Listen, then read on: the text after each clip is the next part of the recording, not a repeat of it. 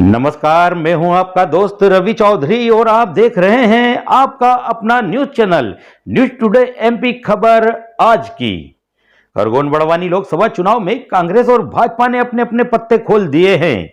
एक और भाजपा ने जहां वर्तमान सांसद गजेंद्र पटेल को ही अपना उम्मीदवार घोषित किया है, तो कांग्रेस ने युवा तुर्क पुरलाल खरते पर अपना दांव लगाया है।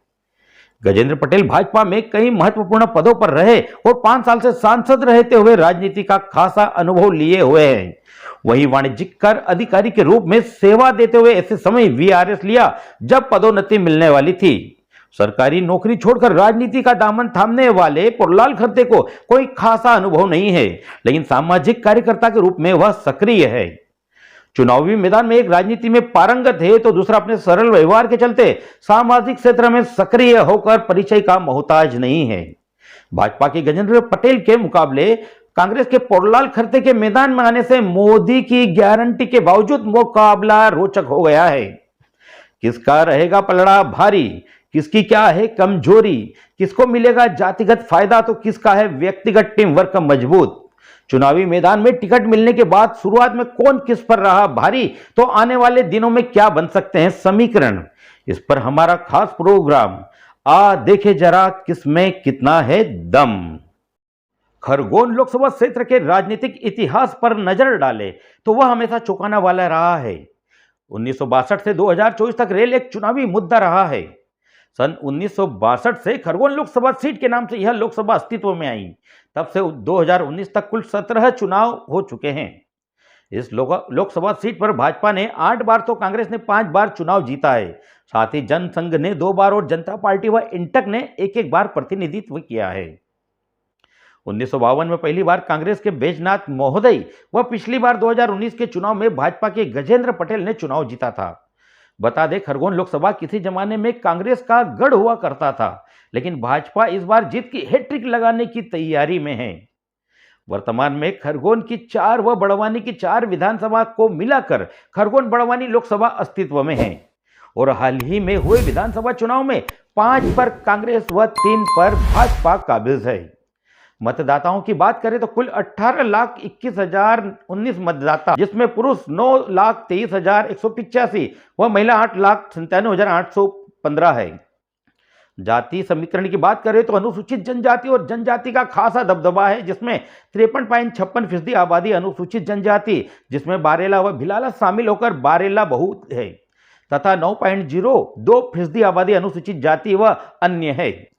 यह है एक नजर में लोकसभा की स्थिति। लेकिन अब बात असल मुद्दे की, इस सीट पर फिलहाल कौन पड़ेगा किस पर भारी। राम मंदिर और मोदी लहर में सवार होकर दूसरी बार जीत का सपना देख रहे सांसद गजेंद्र पटेल के सामने आदिवासी समाज में जल जंगल जमीन के साथ संवैधानिक अधिकारों को लेकर लंबे समय से सक्रिय सामाजिक कार्यकर्ता पुरलाल खरते पहली बार चुनाव में अपना भाग्य आजमा रहे हैं। फिलहाल आंकड़ों और वर्तमान परिस्थिति तथा मजबूत संगठन के लिहाज से कागज पर गजेंद्र पटेल भारी दिखाई दे रहे हैं, लेकिन धरातल पर निष्क्रिय संगठन के बावजूद खरते की उम्मीदवारी से कांग्रेस में उत्साह का संचार है। विधानसभा चुनाव में कांग्रेस ने पुरलाल खरते को लोकसभा का प्रभारी बनाकर क्षेत्र में अपनी पहचान बनाने का अवसर पहले ही दे दिया था। टिकट मिलने के बाद सोशल मीडिया व लोकसभा क्षेत्र में पटेल को उतनी बधाइयां नहीं मिलती दिखाई दी जितनी खरते को मिल रही है। अनुसूचित जनजाति बहुल इस सीट पर आदिवासी मतदाताओं को अपने पक्ष में लाना दोनों ही उम्मीदवारों के लिए बड़ी चुनौती साबित होगा। सांसद पटेल अनुभवी है, इसका उनको फायदा मिलेगा।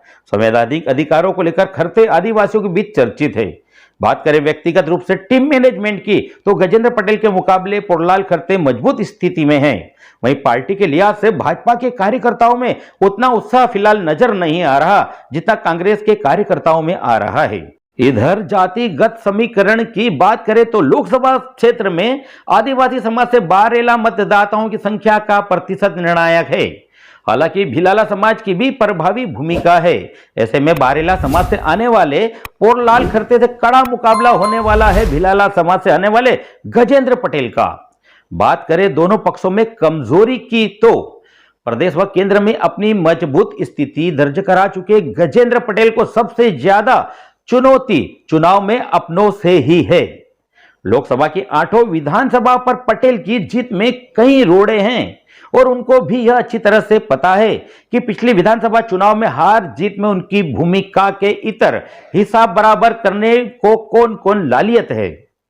तो इधर पोललाल खरते पार्टी में सर्वमान्य उम्मीदवार है और कई सामाजिक संगठनों का उनको सहयोग मिल सकता है।